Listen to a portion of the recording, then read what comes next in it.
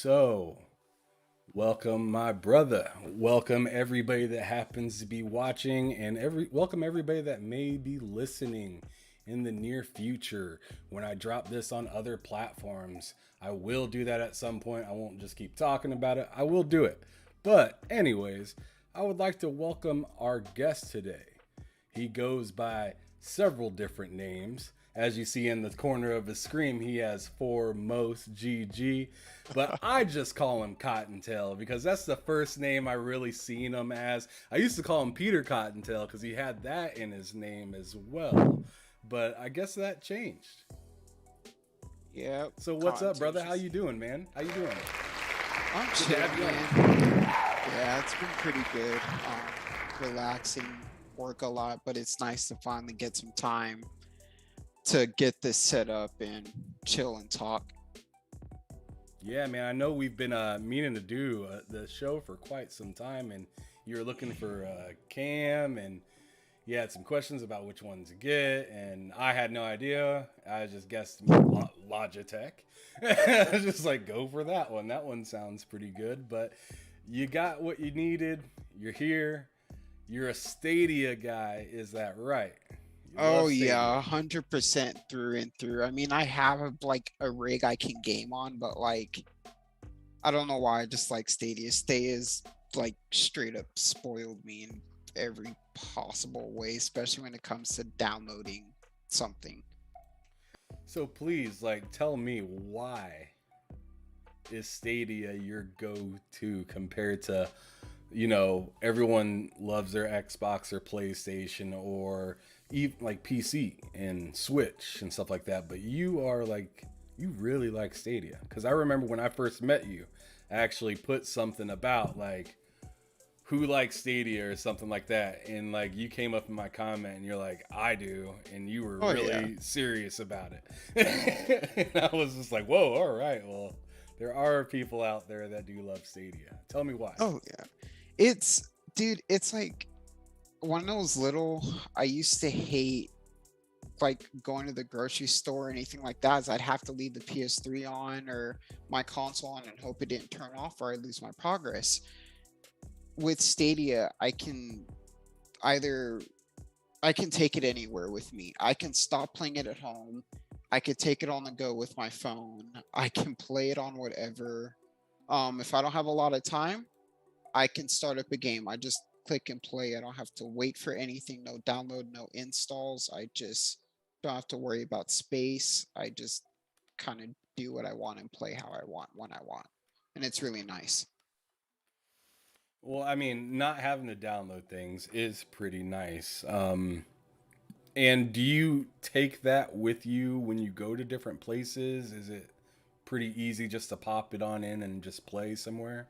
Oh yeah, no, it's easy, extremely easy to do that. I'll just use like even if it's just to show somebody, I'll just use their phone to show them like generally like how smooth it is even on them and I'll kind of explain it and let them know it's like I can play it on your TV, I can play it on a Chromecast, I can use whatever you have and um I can show them. So anyone I know that's like any kind of like gaming interested, I show them that. And a lot of times they don't actually know it exists. So it's nice to be able to physically show people You that know, I I, know. I think that's one of the best parts of being a gamer is showing people around. Oh, And yeah. especially when they don't know what they're looking at, and but they are intrigued and they want to see what's going on with it. And it doesn't matter if it's a Sega Genesis, a,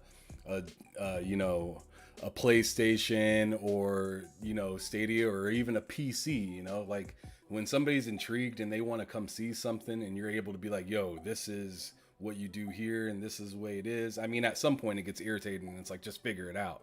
But but like when they're first getting introduced to like the gaming scene, it is so much fun just like walking people around, showing them, hey, this is what this does and this is why you should maybe get this because it sounds like you're interested in yada yada yada. So I think that's really cool, definitely. Yeah, it's I love showing people that is they have no idea like how far the tech has come. And I'll just ask them, I was like, did you know I could play like Red Dead or something like on my phone? And they're all like, your phone can't handle that. I was like, yes, it can. And I'll show them and they're all like, dude, what?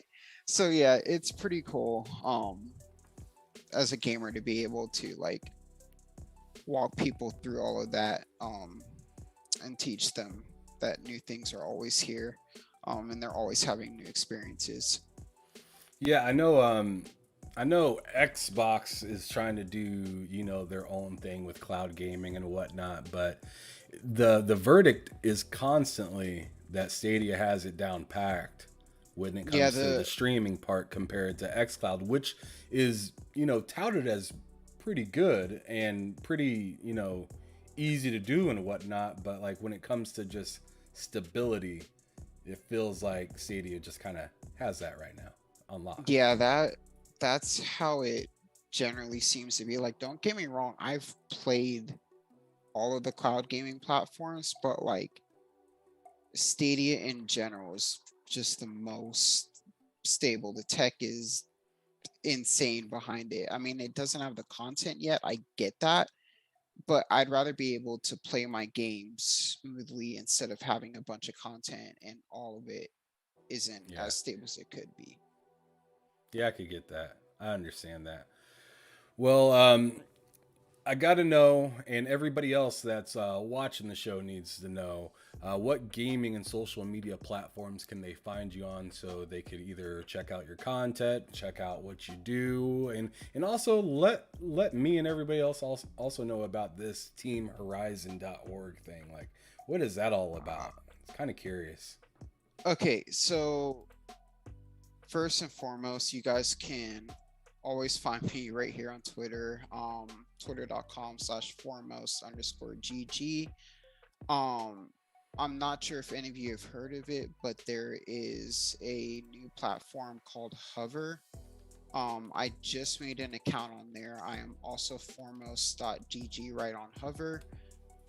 Um, right now, that's pretty much where I'm the most active and where you can find me at. Social media wise, Team Horizon is an org that actually just started a month or two ago. They were up and coming, and as I was like looking into joining like just an esports org, um, and then we got in, and they're actually a really nice group of people. Most of them are UK based. Slowly getting into the esports scene, growing. Got a few deals and stuff going on to really get our name out there, into the actual esports scene. And it's nice being able to get into an org where it's really new and everybody is you're able to watch everybody grow.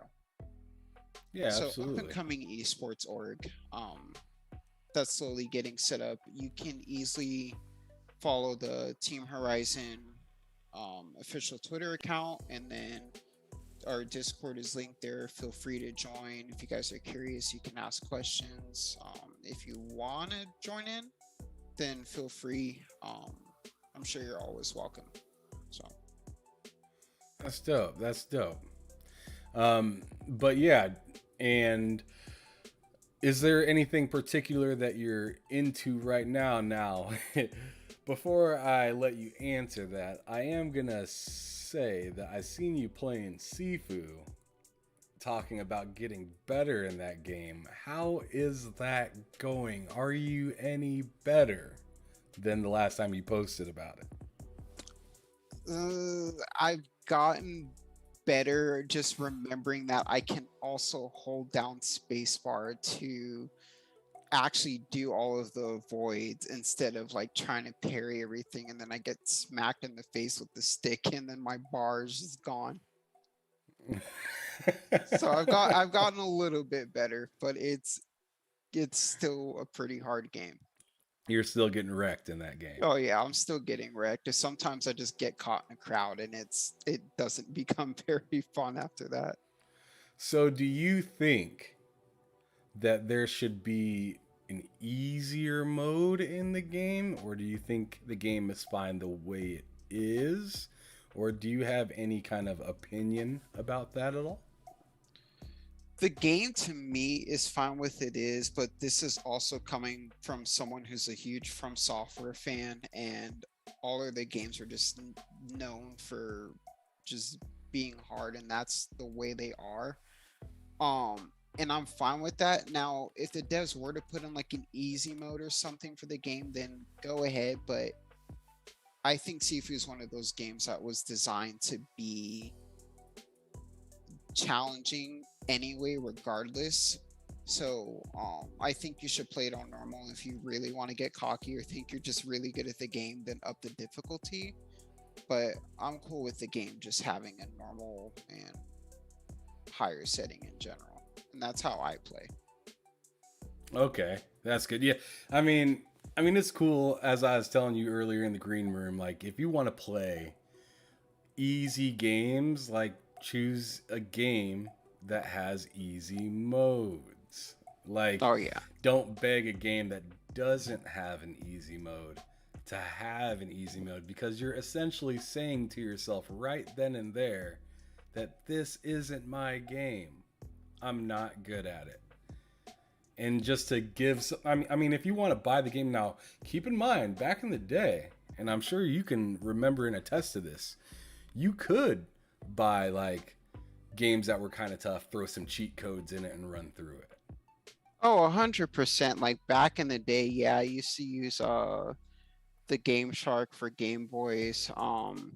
And then I used to play like old games like Adventure Quest. And when I got bored, I would use like they call them trainers, which were basically like bots to give you like infinite whatever, just because I'd get like really bored at the game and I had like that cheating phase.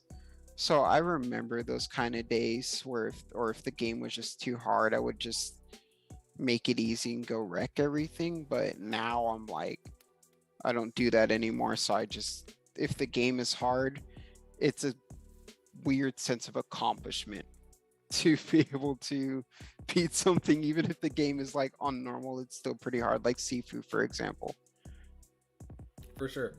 For sure. No, so I actually just thought of something, and I was thinking, they should bring more cheat codes back into games to where a person that does want to play a game that's hard, like Sifu or whatnot, and you don't want it to be as hard, make it be a cheat code, but disable the achievements. Yeah, yeah, So it's like you can that's what still I like. experience the game, but you can't say you achieved the same thing somebody else did You're because they right. actually went through and punished themselves through that game. All the pain. So I feel like I just thought of that idea, and I'm sure somebody else has thought of it before because there's billions of people on the world on the earth. But I just thought of that just now, and I'm just like, man, that's actually a really good idea. Like, give people the opportunity to beat the game with cheats, but disable their achievements. But if they want to beat it regular, they got to start a new game. Kind of like if you remember, Grand Theft Auto would do stuff like that.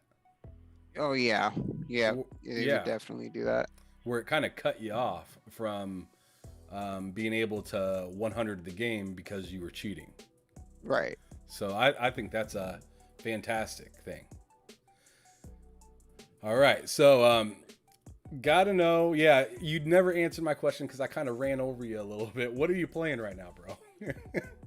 Currently just on my PC, bouncing between like local play and Stadia, mostly. But as of right now, yeah, I'm on my PC. As much as I said I hate Fortnite, the new mechanics have got me playing again. So I've been playing that, Sifu, Destiny 2, pretty much anything my PC can run. Dying Light 2, which I also need to get back into. So Bro, you play Fortnite. You're the I first person on my show that plays I Fortnite. And do, but only because of the new oh, mechanics. man. Oh, here comes the excuses. Here comes the excuses. It's gotten a lot better. I don't do any of the crazy like building shit though. I don't like sit there and just wave my mouse around. I just play like I do any other shooter. Like if you're just sitting there standing still and I have a sniper, I'm gonna nail you in the face. That's it. So you're not like, or are you super competitive when it comes to that? No, I don't care. Like if I die, just leave the match and start a new one. If I get tired, I'll just close out the game and be like, okay, I'm gonna go play something else. No, I'm not. I don't take Fortnite like super seriously. I just to me it's just another shooter. I just like all the new mechanics and the outfits and dances. They're really good creativity wise. I'll give them that. Like the live concerts and stuff are like amazing. But no, I don't do any of like the crazy stuff that you would see like in clips and stuff like that. I barely like build period. I just use it to like build a ramp or something to get up somewhere and then that's it. Got it. Got it. All right. So, what's kind of drawn you to becoming, or actually, first of all, I kind of want to know why gaming is like important to you specifically, because as we were talking earlier before the show, you were saying some of the first consoles that you played were Nintendo 64 and Xbox, but that's like 20 years plus ago, Oh yeah. right? Right. So so can you take me back to that time and kind of just share with me why it kind of drew you into it? I mean, it's easy to say, "Oh, it's fun," but there had to be more of a reason behind it. Dude, it's like me personally, if I start thinking a lot or anything like that, I feel like I get turned around mentally. And playing games kind of allows me to focus all of my attention on just whatever task I'm doing at the time. And that kind of pulled me in. So games are like my way of just like whatever energy I have or anything I'm feeling, I just kind of direct it into the game. And that's it. That's all I do is I until like whatever I'm feeling is gone or I get too bored or anything like that. I pour it all into the game. And that's kind of what hooked me on. And now games are like my hobby. They're not a distraction or anything, but if I just want to like relax or anything like that, then playing a video game is my go-to. Or maybe I just had a hard day at work and I want to go do something like go kill some zombies in Dying Light 2 because they're helpless. Then Because I'll they're go do that. helpless. Is they're helpless and I could just go do whatever, do a random zombie that's on the street and there's plenty of them. You Um just got 12 broken weapons all around you, yeah, and I'll be like, just I don't care. bashing It's in like just go zombies. smack them. They want to call more, that's fine. I'll just go smack them all. It's been a shit day at work. I've been fucked up every zombie that I could find. Oh yeah, I'll just go jump into a crowd of zombies, bring the all the enemy AI in there, and just like go have a party until I die and be like, okay, now I'm just gonna go back to avoiding all of the zombies. Right, right. Okay. All right. So so that's pretty cool. Tell me a little bit about your experience with the 64. What game did you really enjoy during that time period? So the three games that I enjoyed the most during that time period, particularly for the N64, were Hexen. I don't remember if anyone like remembers that game. It was a I very don't. like it was a very low poly like sorcery game. Like I remember this one particular scene, I think it was like in the intro area where like you had your hand, if you're like a mage, you basically have like your character's hand like a glowing ball. And you had these like creatures in cages and you could shoot them through the cages, but like you couldn't do anything with them. And I don't know, that's like the biggest thing I remember out of that game. I played a lot of Star Fox as a kid on the Nintendo 64. And our of course that mission with the Slippy and you're flying in the spaceship in space and he's directing you and stuff. It's a very iconic mission for me. And then I played a lot of Pokemon Stadium.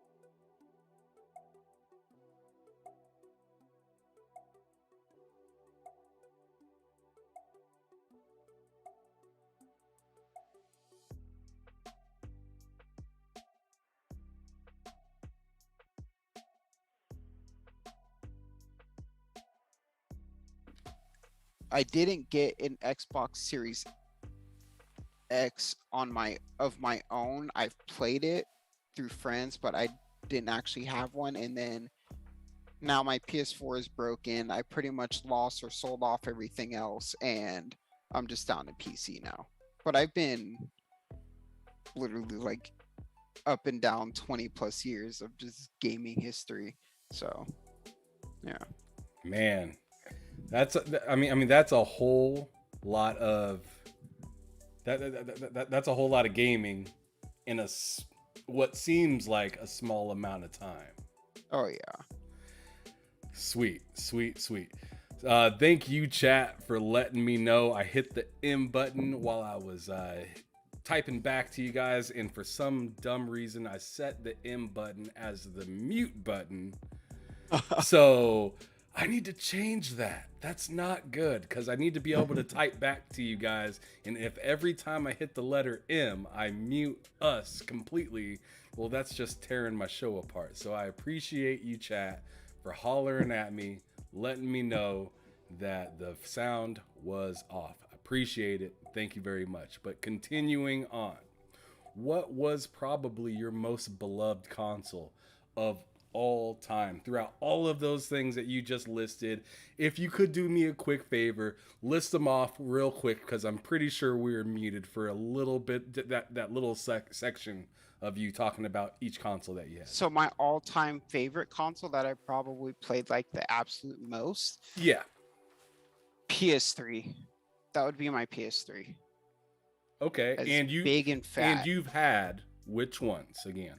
Because like I said, they I got muted. I had Nintendo 64. So from the Nintendo 64 to Game Boy Advance or Game Boy Color, Game Boy Advance, Game Boy SP, OG Xbox, PlayStation 1, 2, 3, 4, Xbox with Kinect, Nintendo Wii, PlayStation Portable, PlayStation Vita. Oh, and GameCube. I also had a GameCube. And then now I'm at PC. But my all-time favorite was my PS3. Okay. And which game was it that had you stuck? The mini game in Pokemon Stadium with the scythers and the log cutting. The log cutting. Yep. Okay, great. It was just so peaceful. All right. I'm happy we got to rerun over some of that stuff for those of us or those of you guys that got muted while I was typing back to the chat like a fool. All right. So are you getting into content creating here anytime soon? I mean, I asked you earlier if you had like what things should I tell people to hit you up on, and you're like, well, YouTube's in production right now. Right. and, Yeah, and your Twitch is not really there right now. And so what is there? That basically is just Twitter and the Hover now that I'll be posting clips on there. The only reason I don't really I have YouTube and Twitch, but it's basically just for like watching things. I'm trying to focus on upgrading my computer first. I want to get like an extra monitor, a newer desk and stuff. And then once I'm able to actually like stream properly without having to fiddle around with a lot of stuff is when I plan on getting into content creation. But for now, it's mainly just me sending screenshots or clips on just one or two platforms. As of right now, I'm very minimalistic until I can get my setup upgraded. Really, that's the only thing stopping me from like getting fully into content creation. I just picked up a new webcam. I'm thinking about getting an actual microphone to use. Right now I just use my headset's microphone, which I think is still pretty good. It's actually not that bad. It sounds pretty good. Yeah, it's actually like, I mean, it sounds like a good headset microphone, but it sounds pretty good. Good. Yeah. So but think about getting like an actual like microphone. I want to get a stream deck and everything to be able to do like change on my scenes and stuff like that. So yeah, once I upgrade my setup, then I'll definitely be getting into content creation, expanding my platforms, having YouTube opened up fully, and all of the other good stuff. Twitch. Yeah, that when you get a new mic, it'll definitely put some bass in your voice. Oh yeah, Because it's real high. yeah. As of right now, like I already like look and sound like a little kid, even though I'm 28, about to turn 29. But yeah, this mic makes my voice sound a lot higher than it is. Even when I do other podcasts with my friends and stuff, I'll listen back and I was like, my voice like just sounds like really high. So I'm Like like, a okay, young man, like a young man, a yeah. very young So man. All right, so moving forward, do you have a time within your gaming history that you would say is probably the most memorable moment? The thing that kind of maybe even upgraded your love for gaming? I want to say it was when I first got my Game Boy Color. Um, it was I was begging my dad every week for chores to do so I could earn some money so I could Ooh, get it we all myself. remember doing that kind of shit. Yeah, that was the only way I was gonna get it myself. So I was like asking, I was doing anything around the house. I was like, you want me to go cut the grass? Fine. You want me to do the dishes? Fine. Go do whatever, clean the garage out, sweep it. Okay, fine. Slaving. Every day, do water the grass, take out the trash all week. So like Well, he I drug finally it got too. enough He probably money. drug Oh that. yeah. Clean out the shed in the back. I'm like, whatever. So um when I finally got my Game Boy with my own money, that was probably the biggest like gaming moment I had where like it felt good to finally buy something gaming related that was like mine entirely. My parents didn't have to buy it. I felt really, really proud. Um that I was able to buy it on my own, and now that's carried all the way on until now where like all my other consoles I've basically bought by myself. Even though my PCs are relatively cheap build, I bought all the parts myself. I put it together myself. So it's nice having that general gaming sense of accomplishment. And it all started with me being super excited that I was able to buy my first Game Boy with my own money. So that was nice. Absolutely. No, that does feel good. I remember that kind of stuff too. Saving up a bunch of money, saving up your birthday money, trading in games that you know you hated and you weren't gonna play again, just doing everything you can to get the either the next console or the one that you've dreamt of for however long. But yeah, when you first get that very first one, achievement unlocked. Oh yeah. 100%. 100%. All right. So now I got a little game that I want to play. Do this every show. Without overthinking, I'm gonna name the console, and I want you to tell me the first game that comes to mind. Now, this can be first party games or third party games. I don't really care how you do it. Just the first game that comes to your mind because you either played it or seen it. Okay? Okay. All right. So the first one I'm going to go with is going to be that classic 64. Star Fox. Star Fox. That was easy because you talked about it already. But let's go Yeah. with PlayStation 2. Ooh, fuck. Oh, Ratchet and Clank. Or no, not right. Conker's Bad Fur Day. I Conker. think. Yeah, I think Conker. I Conker's think Bad. Conkers was on Xbox. No, it was on PlayStation. I think. Fuck. I don't remember, dude. You might That want to double check that one. that might have just honestly might have just stumped me. Did that stump me? Dude, I don't. Hold on. Just look it up real quick We're Yeah, it here. was. Oh, that was for the Nintendo 64. Yeah, and then it ended up getting a port for a port for Xbox later on. Oh, gotcha. Okay, you know what? That was my bad. I'm just gonna go with Rayman then. Yeah, No worries, no yeah, worries. I'll just go with Rayman. It's No, an old game. I barely play it, but I remember Rayman. so everybody might think this sounds easy on the outside looking in, but I had Fonzarelli, which I'm not sure if you know him or not, but I had Fonzarelli on this show.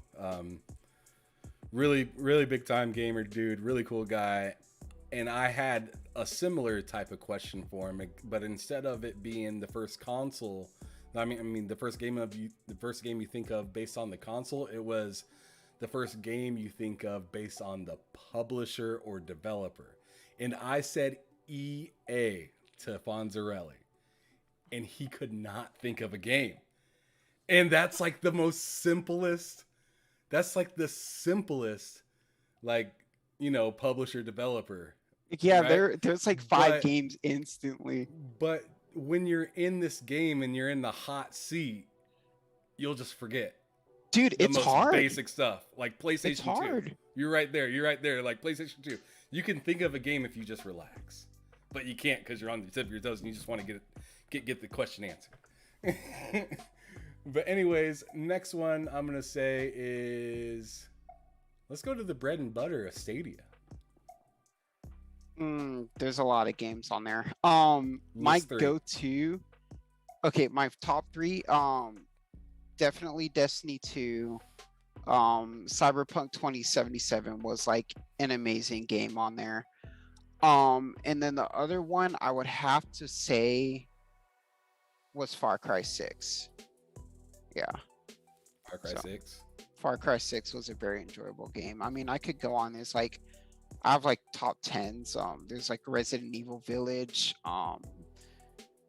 Screw playing Resident Evil 7. I will never be able to finish that game ever because it's that terrifying.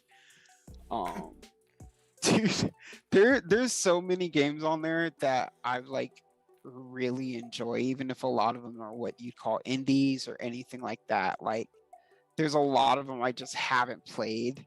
Period. So it's nice being able to play that. Sekiro's definitely on there, and like I said, I love all of From Software's games. I have all the Assassin's Creed games on there that are currently on it. I think just the Ezio trilogy is missing. Um, yeah, I have a lot of fan favorites, but as of right now, those top three, Destiny 2, Far Cry 6, etc., are my top games on Stadia as of right now, and Cyberpunk, yes. All right, I'm gonna kind of throw a wrench in here, and I'm not sure if you're gonna know a Mm, game or not, but because this is before your gaming time. But let's hit you with the Genesis.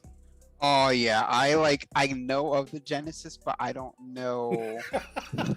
I'm gonna tell you, I'm gonna tell you right now, I know of the Genesis, but I don't know any games that are like I would have to sit there and look up a list of like Genesis games because I, I can't answer that one, dude. Straight up. Oh I can't. man, is that man? I feel like an old man right now. What are you trying to do to me? I'm only Dude, I 33. can't. I'm 28, about to turn 29, so that was like the Genesis was like right, like I think like It's just right right out of your. It's just right out of it's your like reach. right out of my reach. Like It I'm is just old right out. enough to know of it, but I don't know like anything about it. Because if Ask you me on think it and I about don't it, know. because if you think about it, the previous system of the 64 was Super Nintendo. Yeah. And that was around the time of like, like Genesis 32X, Sega CD, all that, All the offshoots and stuff. all the crazy different Sega things that they have that I have behind me back there. But yeah, I mean, yeah, man. So yeah, when you say 64, you're like just right out of reach of some of that stuff. Yeah, I was like, all of that That's older, fun. old stuff is like literally like 93 was like turn of the century for like a lot of things, I feel like, and that's just happened to be So, when I was born. so something that was in the era of 64, can I say Dreamcast? Yes and no. I just never owned one, but I did play it a few times with friends who did have one. But that's better, but that's still incredibly vague. Got it. Do you even remember what you played? Not on the Dreamcast, no. All right, well, moving on. What is one genre of types of game or whatnot that you just cannot get down with? You just don't like? God, that's a very hard one. Can it be like anything including mobile games? Because if it's mobile games too, then I can't. Well, I don't feel like saying mobile games is a genre, even though it Okay, seems like a genre. okay, gotcha. Like gotcha games that have like a roulette in them, like how GTA Online has like that daily sign in, and then like you could go to the casino and play like roulette for like different items and stuff like that. Right. That kind of, I don't know what, I guess that'd be called gotcha. I don't know, but that's like the kind of genre I like hate the most. And like I think if I had to pick like a recognizable genre, then sports games. Like I don't know why I just can't enjoy like FIFA, Madden, NHL, 2K. I just like, I know there's a large fan base that specifically cares about those games. WWE, when all of those come out every year, but I just can't. I don't know, dude. I don't find them enjoyable. Like FIFA's probably the closest one I would tolerate. I think a big issue that those games have with maybe getting new players is that they're so okay with the players that they got right now, you know? Oh So, yeah. like, those players that they got right now kind of keep them from innovating because those players that they have are willing to spend the money year in, year out, buy the same game. And, like, I just can't get down like that. Like, I love sports games. I grew up playing Madden, NCAA football, NFL 2K, NBA 2K, NBA Live, Bill Walsh college football, even way back when they had what was that, like NFL quarterback club for like 64 and Oh, stuff those are like the that. Like, old ones. yeah, though, Yeah. and that game was awful. Like, just like the frame rate of that game made you want to vomit even back then. But I loved it because they had like a little quarterback club feature within some of the games where you could like do like the camp of the quarterback club or whatnot, because they used to have an actual like quarterbacks camp back in the day where all the quarterbacks would show up and they'd essentially like compete versus each other in random events, and it was just Right. for fun, kind of like an NBA All-Star, you know what I mean? Hmm. So they used to do stuff like that a lot, and it was really fun. Somebody got really hurt and they stopped doing that kind of stuff because that's how it goes.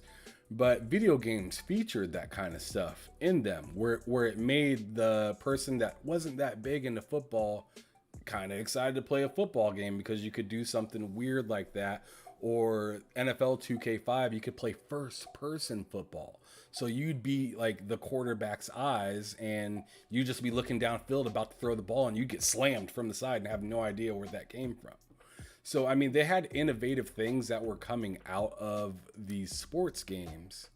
And everybody remembers like NFL Blitz and FIFA Street and some of these crazy NBA Jam, some of these crazier games, but they don't do a whole lot of that fun stuff anymore, so it kind of takes away the quick fun aspect of it. But in the long-term fun aspect, they also stripped a lot of the Madden and NCAA and some of the 2K games where it looks really simulation from the outside, but like for a player like me, it feels very arcadey. and not really tuned for somebody to be willing to hop in it for longevity compared to hopping in it to playing online matches versus each other. Kind of like fighting games nowadays. They're not really couch games compared to when they used to be. Now they are online games and They're tournaments very and stuff like online that. competitive tourney Yeah. style games, right? And I feel like a game like Madden and FIFA and stuff like that need to become live service games if they're not gonna put quality and time into it. Because what's the point in buying an NFL game year in after year out, playing with the same players, and it's just like maybe like a couple different people on the roster, but it's the Well, same thing. see, that's the thing. Like I describe it as you're you're buying a Lamborghini, but you're not buying a Lamborghini for the performance of the car. You're just buying it because the name Lamborghini carries more weight than the actual performance of the Mm, car would. It's the same thing with FIFA, Madden, all of those games that release yearly. Might as well throw Call of Duty in there with it. Um, the game barely changes itself. It just looks prettier and prettier, but the performance and stuff isn't the same. The innovation really isn't the same. At that point, you're paying more for the name of the brand because it's recognizable and has familiarity with a lot of gamers. And yep. that's what you're paying for over the game itself. The game itself could literally be the same thing, like you said, just with a few roster changes, maybe looks prettier, plays smoother, one or two new mechanics, but it's the same game.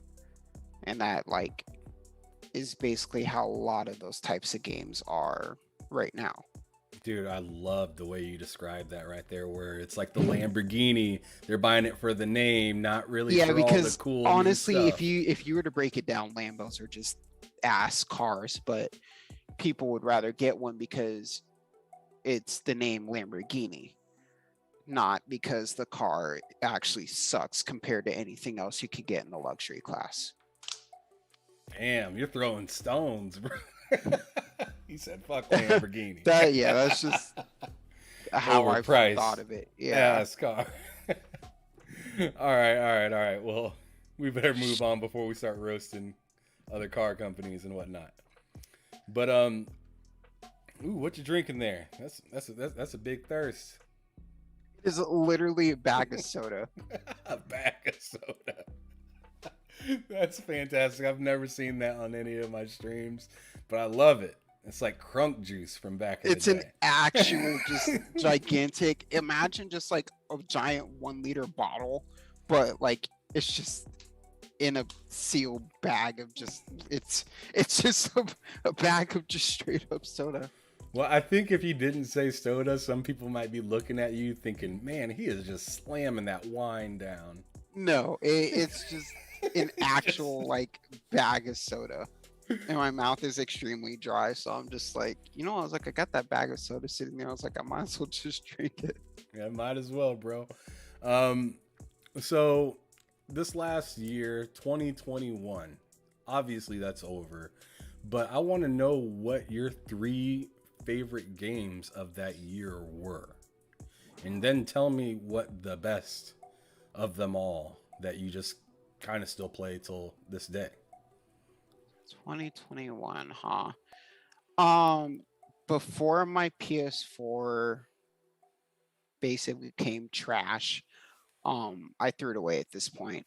Um, Ghost of Tsushima was definitely one of my top three games. I'm glad I got to play that before my PS4 just completely hit the bed and just gone.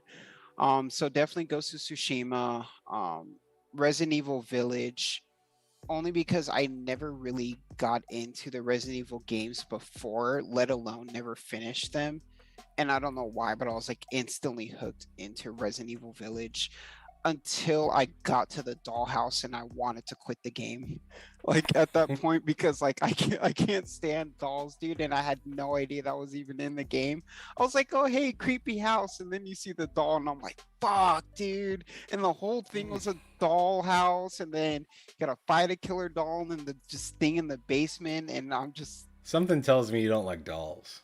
I don't. I hate dolls. I can't. I've every kind of doll I don't like. Um, and the third one would have to be Assassin's Creed Valhalla because I'm a complete nerd for anything that's like Viking slash Norse mythology. So that instantly had me hooked. I actually have to head down to one of the tattoo shops. So I want to get my left arm done. And it's all going to be Nordic themed tattoos. Okay. Yeah. So, are you big into like God of War? I just because I never played that on PlayStation, it came out on PC, Yep. and I'm laughing at the fact that all of the people said that game was never going to come to PC, and here it is. Um, but yeah, I actually Fair played enough. that a couple of weeks ago when it released. And fantastic game. I love slamming ogres into the ground and just having the pillar fall on them. It's a very enjoyable game to just go strangle all the otherworldly creatures. And I do like God of War because again it starts venturing into a lot of that Nordic mythology. It talks about like the world snake and Ragnarok happening and stuff like that. And then the new game is actually going to be them um, going more into detail about Ragnarok, which in Nordic mythology is the end of the world and things like that. So yeah, it's got me Oh, really excited. I like it. so you're interested. You're ready for that new one. Yeah, I'm still not intending on getting a next gen console just to play that. I'll wait till it comes to PC, but I'm Shots fired. excited that yeah that it's like coming. I was like, I'll still read up on all the like the story and stuff like that. I just can wait to play the game. All right, man. Well, do you happen to have? I mean, this is. I feel like this is an awkward question just because Stadia, I don't feel like has like any studios of their own. They do, but they don't. Like all they did was stop first party development, which I guess in a lot of people's eyes are bad and it does suck. I get that. I'm not like that kind of person who's not going to say that doesn't suck because it does. But little do people know that they are actually they have a they have a studio that does VR. They have a VR studio right now, and they're also doing hirings and stuff for VR cloud based games. So they have that studio. They just don't have anything first party related, and I think the biggest reason for that is that if you think about it, you could have a cloud native game, but that's the only thing on the platform, and then you really have nothing else. At some point, people are just going to get burnt out, and then you just put all that money because first party is not cheap. So you just put all of that money into one game, but the platform has nothing else. So I think even though that they did stop development of that, now they're able to focus on actually building the platform itself, all of the backend technology that supports all of the gaming, so on and so forth. Um, that is why I like Stadia, and even though it's slow, I'm one of the few people that are more infrastructure over how much content someone can put out or how fast they can put it out, because that doesn't mean to me that the content is even playable, let alone any good, because if it's constantly screwing up while I'm playing, then I'm just going to get tired of the game and I'm not going to want to play anymore.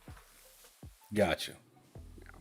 So, All right, so then let me proceed with this question then. What would be your favorite studio, and what's the best game that represents it? from software, and the best game that represented to me, I want to say, is Dark Souls 3. Because that Continue. that's the from Dark Souls 3 is the only game that I sat there and had this weird determination to completely conquer the game. Like, it didn't matter how many times I played through the game in the same routes, the same content. Um, I always found myself like loving the game for whatever reason, even if the Souls games in general are just, and same thing with Sifu. It's just learning the pattern of the attacks. You learn that, and then you can basically like you're invincible at the game. Um, but I found it enough to play through the game like 5 or 6 times. Um, and each time it was the same game with just stronger bosses, and they just kick your ass the harder. Um, but yeah, that is basically my like best kind of answer, I guess, for that question. No, no, that is the answer for that Yeah, it's question. So like that works. from software and Dark Souls 3. If anyone were to ever ask me though, like, hey, do you know who they are? Yeah, Dark Souls, Bloodborne, Demon Souls, all of the From Software games, Sekiro, Elden Ring, everything is all from that same studio. So really recognizable, at least And to you me. cannot wait for Elden Ring. No, I don't care if my PC ends up not being able to run it. I'll still mess around with stuff so it runs fine enough, and then I'll still play through the game because I love all of like their games. Like I said, it just gives me this odd sense of accomplishment whenever I beat an area. Even if I die 20 different times in what's supposed to be the tutorial area, I'm still gonna keep playing. Yeah, I think it was the most anticipated game for 2 years in a row at the Game Awards. Oh yeah, there was like, where's Elden Ring? Where's Elden Ring? And it would never show up. And then it finally cropped up. People like, oh holy shit, it exists. It's real. Yep, it was a big deal. I remember that. I'm excited to play some co-op in that game, but Souls games, like I haven't found one yet that like pulled me into the point where I just like had to beat it, like you're saying. Yeah, I thought I was that way with Halo Infinity. And then I just don't play anymore, I guess. Yeah, it's been very hard to find a game like that that just pulls me in and keeps me there. And Elden Ring says it's that, but I think like a lot of other people who play games and are gamers and stuff, I have that very critical mindset regardless, and I'm waiting for something to blow me away. I'm hoping it's that, but if not, then I guess I just have to keep on waiting. Gotcha. So I'm kind of curious if you're gonna go with Souls games on this one, but I'm curious as well as to what two games you'd bring back from the past if you could, and have them AAA redone, super duper pretty, top of the line. Can't wait for this game kind of thing. I can think of one immediately off the top of my head, and nobody seems to agree with me. But I want Turok to Ooh, be remade. yes. I Yeah, like as like that. a 100% like full on remaster, Did you ever or play just, Rage Wars? yeah, a long That time was ago. my favorite Turok, was that game, just because I I know they made newer ones and stuff like that Right. afterwards, that were like more polished and looked better. But just that, I don't know, it had this weird, like when you played multiplayer on it, it had this, what is it, like Unreal Tournament feeling. Yeah, and it was just very like odd to play, but it was cool. Don't get me wrong. It was just like at the time it was a really like weird thing to understand. I just knew that somehow it worked, I guess. But I don't know if you remember in Turok, there was this one scene where like you were floating down in a river like on a wooden raft, and there was like dinosaurs or whatever like on either side, and you had to shoot them while you were floating down the river. Is that an That's like, evolution? I think so. It's a, one of the Turok games, and it's one of the older ones, and like I don't know why that's like the one specific thing I remember about Turok is because I used to suck at that level all the time.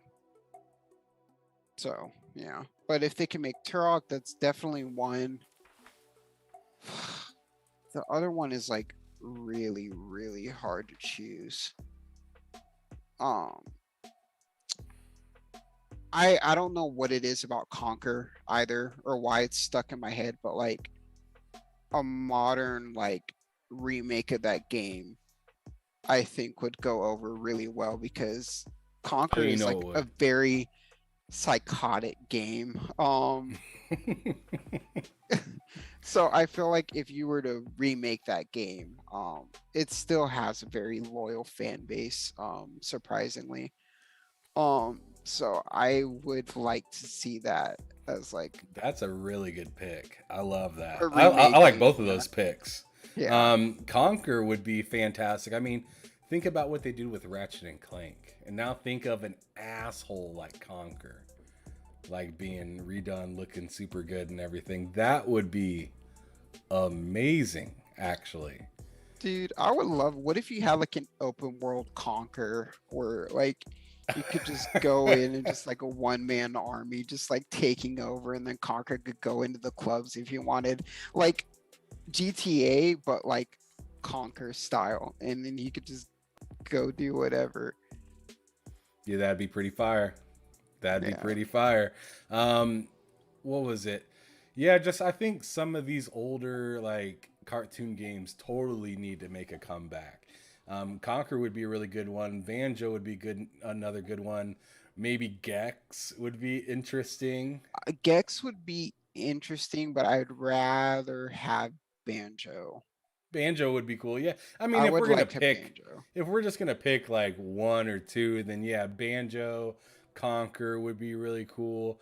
I'd like to see Nintendo get back into Donkey Kong I would again love for them to get back into Donkey Kong. because it seems like they put that on the shelf for the longest time now. Like, when's the last time they made a Donkey Kong game? The last one that I can think about is the one on 64 where you needed the expansion drive for. Yeah, I don't think they've made any other game like that or since then. Like you're right, Donkey Kong kind of just like was like a time of fame, and then they're just like screw it, it's just gonna get shelled for whenever we feel like it again, I guess, at I this mean, point. maybe they're scared to bring it to the Switch because they'll have to expansion pack that thing too. That yeah, but they're also what they're doing with like Nintendo Online and stuff. I feel like it would just be like kind of like another whatever thing to Switch fans at this point, because they already need like Nintendo Online and the eShop and all this other stuff. So like what's one more thing to them, especially if a lot of gamers are attracted to nostalgia and they see Donkey Kong and they're like, okay, fuck it, I'm just gonna get it anyway because it's Donkey Kong. Yeah, So because those are the like those.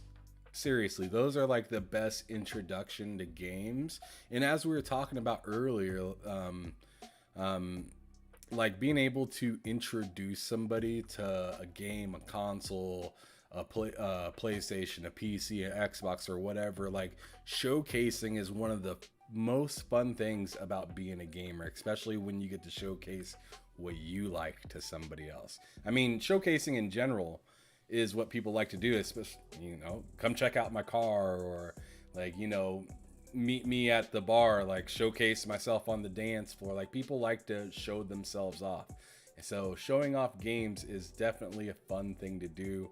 And yeah, man, being able to do that with a new game like Donkey Kong would be really cool to do nowadays. Because you look at what, you go to showcase something on PlayStation, people are talking about Last of Us. You go to right. showcase something on Xbox, it's Halo or Gears or something like that. Nintendo right now, it feels like they took DK away to put more light on Mario. And it's like Well, Mario has plenty of light already. and then they've got and then they got Pokemon, which don't get And me wrong, Pokemon. like That's right. Pokemon's do big. not get please don't get me wrong. Like I know Arceus is pretty good, and I've been waiting for like an open world style like Pokemon game for like forever, and I've heard like nothing but good things about that game.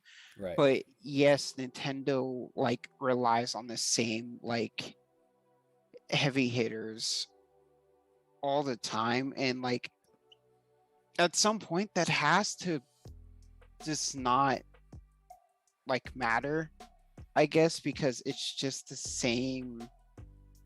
Again, it's the same like brand over and over and over It again. They could shove works. out, yeah, they could shove out as many of those games as they want, and people don't care. They're still gonna buy it anyway, just like all of the Halo games, all of the Gran Turismo games, all of the Forza games, people, all of the fucking Battlefield games. Everybody buys it because they recognize that game and they follow the same formula over and over again, and that's how you make a good game. But now there's like nothing different.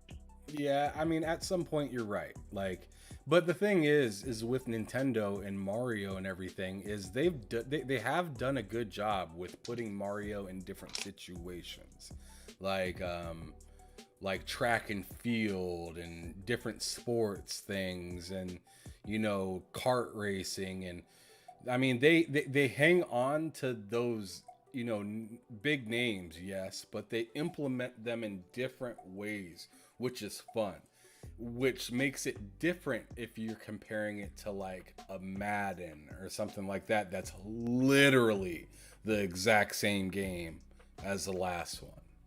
That's true. Is I know like even with the new Mario Kart or whatever, they're like bringing back like I think what was seen as like the really classic maps or something like that. Like they were Yeah, they got a bunch of new ones. Like everybody was looking out expecting a new Mario Kart completely, and they ended up being told that update coming.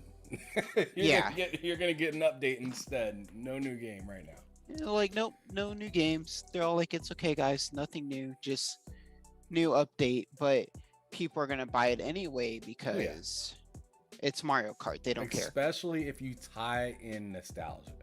Yeah, Anytime you tie in nostalgia, people are gonna come running. Whether it's a short fad or not. Like you say nostalgia, someone's gonna get excited. they're still gonna get they're gonna get excited regardless because they just are part of that fandom, I guess. And like, oh holy shit, it's Mario Kart, cool. And Facts. because it's Mario Kart, yes, they're going to go buy it. All right, man. Well, let's go on ahead to the next question, which is kind of a little less sunshine on this question, I guess, is the best way I can put it at the moment, right off the top of my head. What kind of frustrates you within the gaming space? Like, it doesn't have to be like community per se, it can be anything gaming wise. Like, what frustrates you? That's an easy one to answer because a lot of shit frustrates me. Um, the biggest thing is You how got really dim all of a sudden, just to let you know. did I? Sorry. Your mic did. Um, is that better? Yeah, that's way better. Good. Yeah, my mic is like really weird. Um, so yeah, it's the thing that frustrates me the most is how people treat developers of games, I guess. Like, not to defend any of the behavior that a lot of these companies do, like with Ubisoft and fucking Ubisoft courts and NFTs and shit. I'm not excusing that, but the way people treat and attack all of the developers and stuff because they don't like it or mob mentality or something like that is what pisses me off the most It's because egregious. It is. It's 100% egregious. Like, you don't death threat and threaten to dox yeah, people you don't do over that video because you game don't like stuff. it. Yeah. So that's the biggest like thing that really frustrates me about the gaming community is I guess it's just how people act because I'm waiting for the day when even if it seems unlikely, is when the devs are just like, okay, no more games because of just all the crap that they're getting. It's just like, okay, we're just not going to bother anymore. And then now people have nothing, and then that's when the phrase, you really can't have anything nice in life because people ruin everything. And that would suck if devs just collectively said, we're done doing all of that, then now nobody has anything. Well, So I'm not sure if you've seen it or not, but like when they were talking about the game Abandoned, did I've you seen happen to that. see that? Yeah, they like got torn into really really bad. And I've seen people like try to dig into like all of the history and stuff, but that still doesn't, I get it, but I don't, because people still don't work there or know personally what's going on. It's just all assumptions. But then you start getting people who turn that into fact, and then it just kind of spirals out of control. Now they're getting death threats and stuff like that because people aren't getting what they want, I guess. All right, I got kind of a while we're kind of in the negativity sphere right now, I feel like I might as well kind of ask you this question, especially since you don't really have any tie or you probably don't even really have any care in it at all either. But recently, there was like a lot of arguing between this person by the name of Actman and a lot of like guys within like PlayStation and some even within other communities of gaming that were really mad about some of the language that he used back in the past, which is pretty explicit. Like, like sexist stuff and racial words, but he has since came out a long time ago and denounced what he said. But all of a sudden, since that dude decided to attack, or not attack, but like verbally destroy some of the people that are on the PlayStation side and decide to fanboy against like Halo games and just Xbox in general, they all of a sudden got offended and decided to post all of his old tweets that he already apologized for in the past. Who do you feel is like in a better, or who do you feel is more appropriate in this sense? The people that came after the Act Man, or do you think the Act Man still has to kind of redeem himself from his past statements? I mean, like I said, I know you probably don't have any hand in it, and you don't really know a whole lot about it. Maybe you do, but I'm just kind of curious from another brother of color. I'm just kind of curious, like, how do you feel when you hear something about that? Because growing up in gaming, you hear racist stuff all the freaking Oh, time, all the time, all dude. the time, and like, you really have to pick and choose what actually irritates you and what actually like bothers you because it's nonstop. Like, if you choose to just be mad about it, you're gonna be mad all the time. Yeah, you're gonna hear it 24/7, so it doesn't really. Fuck. Okay, so you're right. I don't really know much about what went on with him, or like care all that much about it, purely because I don't know much about it. But based off what you told me, the as scummy of as a dude this guy is, a lot of this shit already happened. And you can't fix that. So all of these people that are digging up older tweets trying to say he said this, he said that, but he already apologized for it. He may be sincere, he may not be, but the fact is it already happened, and you going through his history and stuff isn't going to change the fact that it's done Yeah, it almost makes you wonder, already. why are you going through his history? Like, Yeah, I was like, there's no reason to if it's already gone. Like, if you were like in the process of like currently trying to convict him of something, then I guess, yeah, because history is the only way to find that out. But like when something's all said and done already and people are still trying to go back through and dig dirt up is when it starts getting really ridiculous. So Yeah, it to me, doesn't he's add up still in then. like a better position, I guess, because he, as far as I know, he hasn't stepped on anyone's toes Yeah, since kind making of it like, what originally. have you done Yeah. for me lately? You haven't done anything bad to me lately, so whatever. Right. So yeah, it's kind of just like, okay, it's like just don't fuck up again kind of thing, I guess. That's true. I kind of look at it like, if you knew he was like that in the past, why'd you wait till he offended you to bring it up? Because then they want to just be part of that crowd that's gonna automatically like welcome them in purely because it's related to whatever people are mad about that he said at the time. And if one person's offended by something, you're going to start having all of the other people that crop up and say, oh, they're offended too, because it's easier to get in with that wave and then have other people back you up no matter what, just because the same thing happened to them, I Okay. guess. Last thing I'm gonna say real quick is, I have a massive issue when people throw around the word racist and stuff like that, because I feel like it's lazy nowadays to say something like that. Because yeah, you might even be right when you call somebody racist. You might be completely right.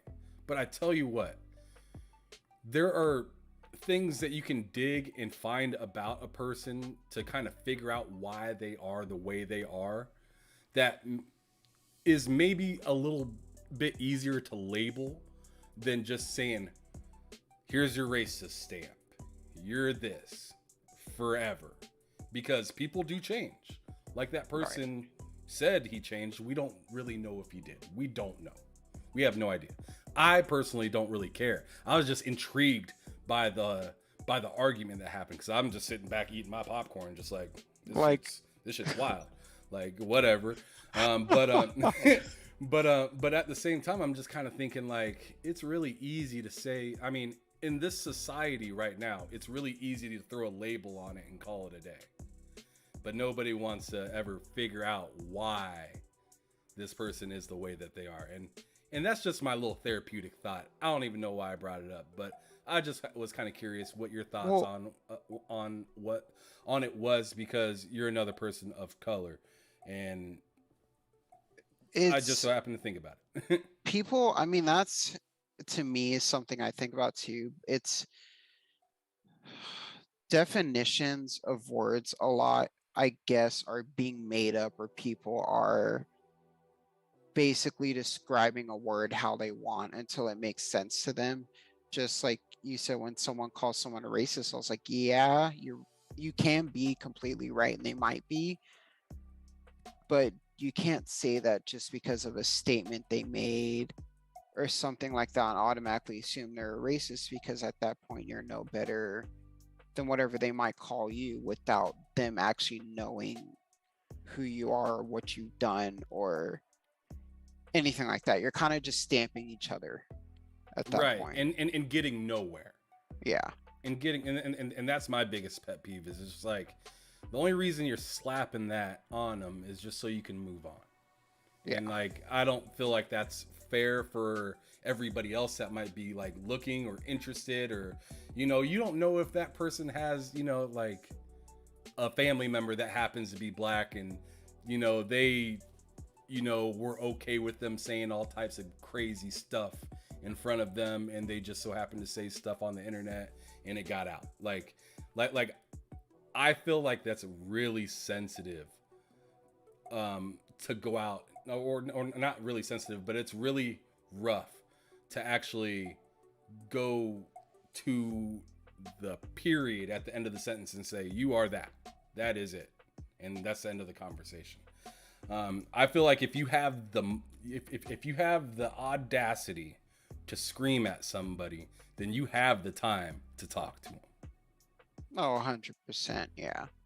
If you have time to interact with them at all, then you should at least talk to them before. assuming anything. Right. And then you can actually have some have some substance to go with your thought instead of just a thought. Right. But anyways, let's go back to a little bit of positivity because that was hella negative. But anyways, It's all um, good. yeah, bro. I appreciate you going outside of the box and answering that question. I know that was not on the list of questions, but like I said, I was just curious. Appreciate it. All good. What would be like a dream come true within the gaming sphere now? This is like turned the opposite direction completely now. That whatever the hell platform wars and content wars and all this garbage is, if it didn't exist and people just played games. You meet someone, you play on Xbox, they play in PlayStation. Oh, cool, you play this game? Okay, I played it too. Talk about games. I play on Stadia, someone plays on GeForce. Oh, cool, you play these games? You should play this game. Okay, cool. That's what I want instead of people arguing over what's better You don't want somebody to tell or you that anything their like PC is that. better than yours? I don't give a damn if their PC is better than mine. Because I know what my PC can do.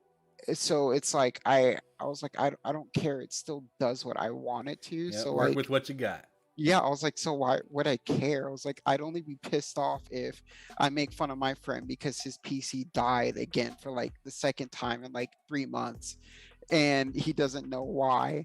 So, and I'll make fun of him because like he just doesn't have a PC now and all he does is sits there and codes literally all day long as he's up. So like he doesn't have a PC now, so I'll make fun of him for that. But if someone tries to tell me that their PC's better, I was like, okay. I was like, you're just doing what I do already, just a little bit better. I was like, but it's not like I can't do it at all. Right. So like I could So give your less fuck. dream is just for gamers just the game Just to just and game, be a dude, little bit please. quieter. Yeah, just game. Just shut up and game. That's like all I want. I was like, it shouldn't be that hard, but it's like everybody has to get their 2 cents in and everybody has to act like they're trying to like get somewhere. And I'm just like, what's wrong with y'all? It's like, just play your damn games, please. Facts. Gotcha. All right, so we're down to our last few questions. The next one I'm gonna ask you is what you enjoy doing when you're not playing video games, when you're out and about. If I'm out and about, I'm usually working, to be honest. But other than that, if I'm not playing games for whatever reason, occasionally I do like getting into writing. Sometimes I'll Horses? just put no, just writing random. Oh, writing. Yeah, I thought you said writing. Yeah, riding. no, no, just like I was writing, like, what the hell are you riding? writing. No, just writing random like just whatever happens like come into my mind. Like sometimes I'll be at work and I'll like start thinking of like no shit brainstorming a plot in my head and then like a lot of it will start making sense to me and I'm like, oh, I should go write this down and I'll come up with like a short story to like just to like I guess get out of my head and just put it down, type it in and be like, okay, it's there. So that's basically what I'll do. I'll put on some music, chill, go smoke a joint if I want. Kind of just relax at that point. Yeah. You just Just kicking kind of back. get out whatever's on my mind. Yeah. I feel you. All right, and then what's something that's kind of fun that nobody really knows about Mr. CottonTail? That I'm an incredibly big nerd. Um, I just don't seem like one at first because I'm generally really quiet until you start getting to talk to me. And if it's like anything nerdy, I immediately latch on. And I wouldn't shut up for hours as long as you keep mentioning like what I like. And I like a lot a nerdy thing, so there's a very low chance that I'm like not gonna know what you're talking about unless it's like some really obscure corner of like that world that I don't know. So, Cool. All right, and then one of the last ones is gonna be: do you happen to have any questions for me at all? what I do want to know, because I've wanted to get into it myself, and I do several others, is what got you into making like your shows and your podcasts and all of that? Like, why did you start wanting to do it? Because I've wanted to get into it and I've never really done it very much until like now that I'm like going on and talking and stuff like that, I found out I really kind of actually enjoy it. So what got you started, or why did you want to do it?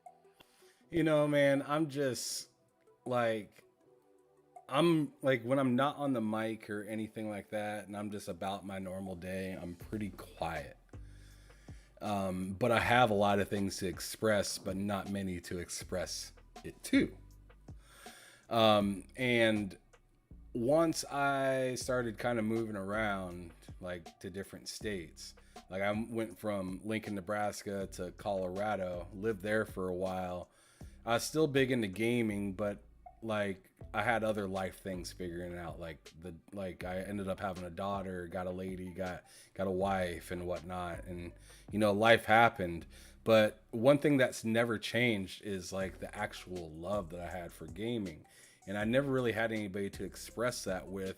My lady actually enjoys gaming, so it was cool expressing it with her, but it didn't feel like enough because she's not into all the games I'm into. She's into pick them up and then put them down kind of games. Like not really like beat a game like in a week. Like like sit I down like and to, play it, or right? like yeah, just like grind it out. And you know, after playing all these different games, and then you know, I got a Twitter account to find a PS5 and an Xbox and try to eventually build a computer. And I had no, you know, I had no idea I was gonna try to do any kind of content creating. I just got these consoles and whatnot. And then once I got my PS5 and my Xbox, I was like, man, I got both of like the best systems out right now when it comes to like hardware, other than a PC. Um, I have so much to play, but I don't really know anybody on the PlayStation side. I have a bunch of friends on Xbox. That's cool and whatnot. But now that I have both top of the line systems, it's kind of cool. And I got into Twitter before that. Like I said, I got into that to find the consoles. But once I found the consoles, it was kind of cool that I seen this community that was Right. really big into gaming, and I never seen that because I was just your average Facebook guy. Like I just had a Facebook account. I talked to friends and family. That's about it. I had an Instagram account. Talked to friends and family, but a little bit more extreme. Um, and that was it. But once I got into Twitter, I was like, holy crap! Like I've always seen gaming on Facebook and Instagram and stuff like that. But when I got to Twitter, it was like a real space to chat about gaming, like a whole section of just honest and I can actually, you know, get into it and talk to people. It didn't feel so distant like it did on Facebook or it did on Instagram. Like it felt really hard to talk to the person that created the post on those Right. platforms. So when I was able to go onto Twitter and like I'm actually talking to like people like Colt Eastwood, and I'm actually talking to like Randall Thor, Fonzarelli, and like I'm interacting with Optimus Code and in spaces and stuff like that. And like these are people with their own personality, but they have thousands of followers. And it was just like cool for me to actually be able to talk to those people. So once I talked to them and I was like, man, I got the same consoles that they got. I enjoy talking about gaming like they do. Like, and I'm thinking about getting a PC and I have enough money saved up to go on ahead and try to build one for myself. I was like, hell, I might as well try to start doing something. I ended up meeting my buddy on Twitter. that lives in Africa. His name is Loke7. He's a really cool guy. He hates Stadia though, so don't talk to him about that. Wow. He hates it because like I said, he lives in Africa, and like streaming is just like not a thing that's easy to do there. You know what I mean? So like that's a console that just isn't for him at all because they don't have the consistent internet See, anywhere. that's another thing that irritates me is there's a lot of the hate for it, but it's by people that generally just can't stream well anymore, so they're more mad at Do you Stadia for blame him not. though? No, I don't. But at the same time, I still can't understand why they're mad about something that's not under Stadia's control. It's there. It's a shitty situation. Yes, and I'm sorry. Yes. But nobody can do anything about that but them. You're just in a bad area and streaming's not for you. But you can't say that the platform is bad for that when the people that are able to handle it can handle it. It's just like people not getting upset because they have a PS4, but you have a PS5, but the PS5 just does everything better because it's a next gen console. Okay, but they're like the PS4 people aren't getting upset. I don't see them getting upset because their PS4 can only do 1080 60 or whatever. It can't do half the crap the PS4 or PS5 can. Um, it's like I said, it's just not a reason to hate the platform because you basically can't experience it. That's what is really stupid to me. CottonTail So got like, offended, boys. dude, Boys and girls. He got offended. yeah, like dude, I don't know. I just like, I don't get that. And they're all like, you only play Stadia. I was like, that's wrong. I was like, okay. I was like, you can keep thinking that. I was like, I play games on my PC too. I played everything. I had a PS4 up until recently. When I built my PC, I was like, I don't just play Stadia. I was like, I have Game Pass on my PC. I've tried Luna. I play whatever I feel like playing. I just like happen to like Stadia, but like Like I said, yeah, he just can't he I feels like I he can't like it because he is literally like he feels like it was made for people not like him, and it sucks. And I get that. And I I get that. totally get that. And I understand where you're coming from, but he's mad at just the decision of you need this, but we don't have that as a country, and you knew that.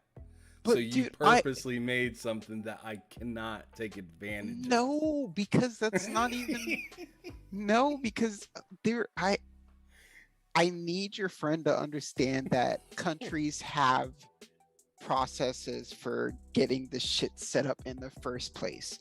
And if Africa can't do it, then Africa just can't. I that's that's just like getting pissed off that there's only shit in Africa that I can get and it's nowhere else in the world, but I can't find it anywhere in the US because it exists only in Africa and that's the only place you're going to get at. But you don't see me getting pissed off because he might have something that's only in Africa and I can't find it anywhere else in the world and there's a lot of places for me to go.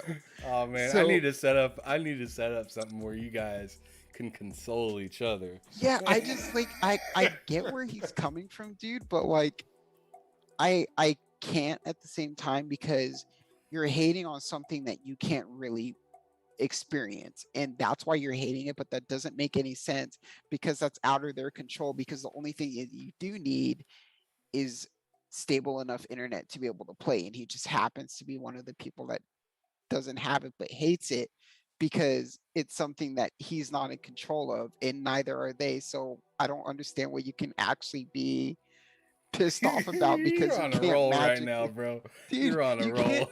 you can't magically make them fix it and be like, okay, now I can play because that's just not how it works. Oh man, the last half of this show has been pretty lit, bro. It's been pretty lit. All right. But yeah, that's why I got into gaming. Just to put a period to the end of that sentence. Yeah, like I said, I met Loke He's a really cool guy. Hates Stadia. Oh, get over it. He but yeah, he lives out there, and I met him through Twitter. Really, really fun. And I actually talked to him about getting into doing this content creation stuff, and he kind of just went with it. And when he went with it, it kind of just plummeted me forward to actually give a damn and try and put stuff together. And I'm still really, really at the bottom trying to figure stuff out. But hopefully, maybe one day, I'll have things a lot more tighter, a lot more figured out. I'll have a lot more people coming out to watch. But that's all in due time, and I understand that. So I'm just grinding, doing what I can, trying to be as consistent as I can. And I think that would be that's probably the hardest thing about all of this stuff is consistency. Whether it's once every 2 weeks or twice a week or 3 times a month, like you want to hit like the same time periods and let everybody know where you're going to be at and where they can find you consistently. I'm still trying to figure out that whole dimension of things, but I'm liking the ride, and it's really cool. It's pretty bumpy, but it's a blast, and I'm meeting so many different people, including people like yourself. So I'm gonna keep going. I like that answer. I'm gonna keep going at it. I highly recommend, if you enjoy gaming, you might as well share your passion with everybody else.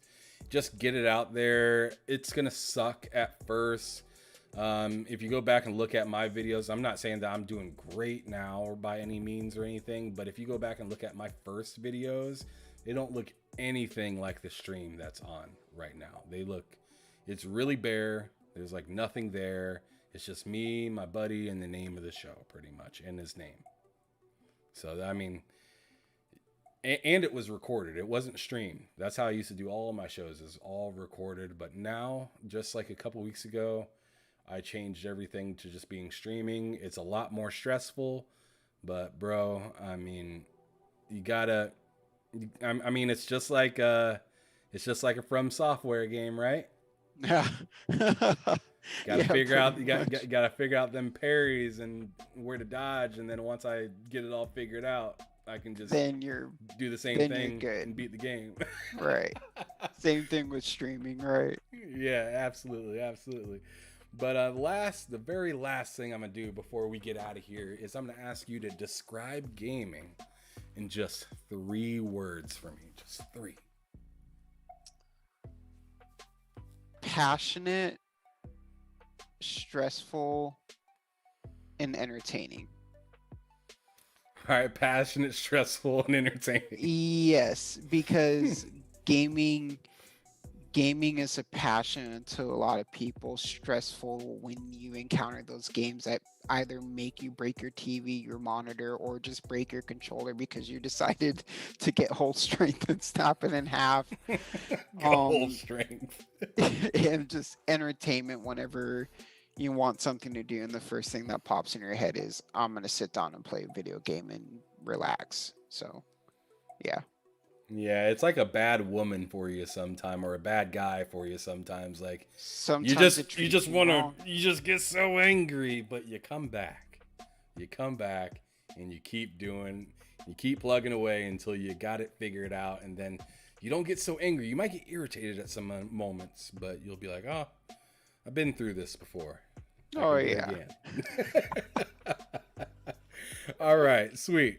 Well, I'd like to thank you, Mr. Horizon CottonTail, Foremost, whatever you want to be called.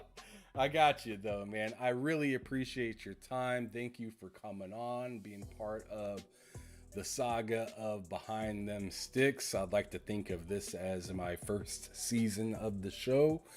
But yeah, man, thanks for bringing your knowledge, your love and passion for gaming, all that Stadia news that I had no idea about. Oh, dude, I could go on for hours Oh, about I'm that. sure Like, you there's so could. much I could tell you about.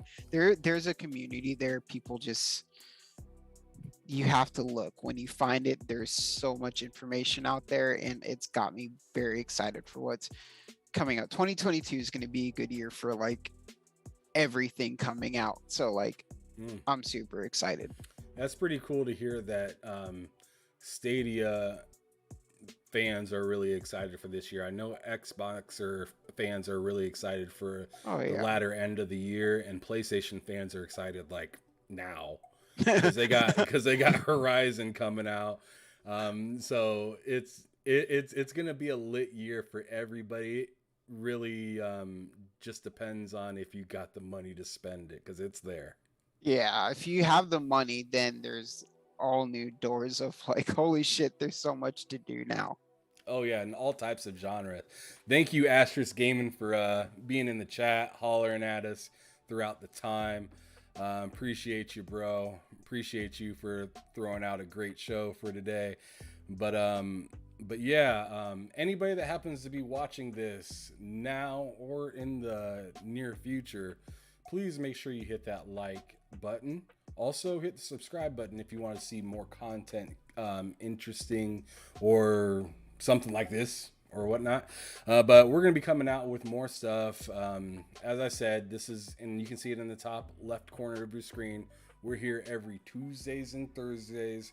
This coming up Thursday was supposed to be Gas from Game On Daily, but he will not make it due to work. So we are actually going to be having Cozy Beluga on. She is really awesome gamer that you're going to be able to learn. I don't want to spoil the episode too much, but she's a really cool gamer girl. But we'll see you all back here soon on Thursday for Behind Them Sticks. It's going to be an earlier episode showing at, I believe, 7 p.m. But make sure you just hit that bell icon just to be notified just in case any time changes. And also make sure to follow me on Twitter at Ham Solo Gaming.